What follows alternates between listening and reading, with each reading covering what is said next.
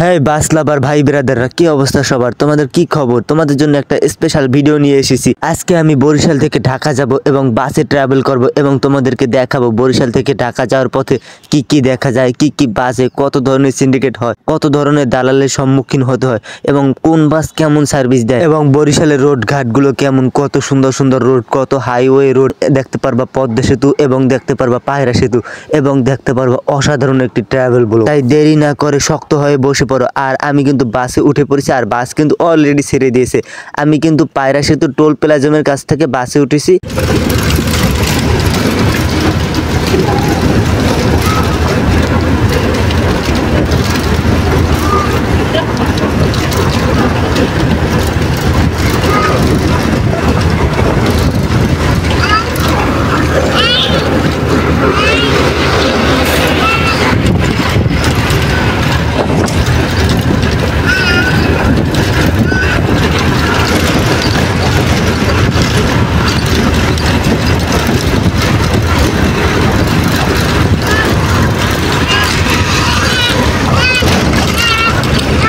আমি যে বাসে উঠেছি সে বাসটার নাম না বলেই বাসটাকে প্রমোশন করে দেওয়া হবে, তাই বাসটার নাম আর না বলি।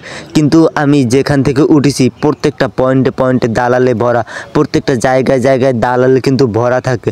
আর এখানে মানে আপনি একটু যদি সচেতন না হন তাহলে কিন্তু আপনাকে মানে একটা বড় সড়ো একটা বাস দিয়ে দেবে, এবং আপনি যদি সহজ সরল হন তাহলে কিন্তু আপনাকে বাসের ভিতর একটা বড় সড়ো বাস দেবে। কিছু কিছু বাসের সার্ভিস এত পরিমাণে জঘন্য হয়, যদি ধরেন আপনি যদি ভিআইপি মানে লাক্সারিয়াস বাসগুলো ধরেন 100-200 টাকা বেশি দিয়ে যদি ওই বাসগুলোতে না ওঠেন, যে বাসের সার্ভিস খুব ভালো, ভিআইপি বাস, যে বাসের নাম সুনাম সবই ভালো আছে, ওই বাসে যদি না ওঠেন 100-200 টাকা কম দিয়ে যদি মানে অন্য বাসে ওঠেন, লোকাল বাসের মতো সার্ভিস পাবেন এবং রাস্তাঘাট থেকে টোকাই টোকাই যাত্রী উঠাইবে।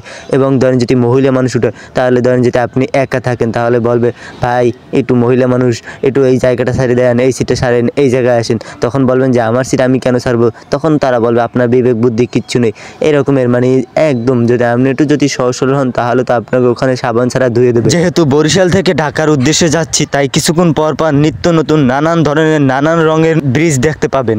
দক্ষিণবঙ্গ নদীমাতৃক দেশ, বরিশাল নদীমাতৃক বিভাগ, তাই এখানে ব্রিজ দেখাটা স্বাভাবিক, অস্বাভাবিক কিছু না।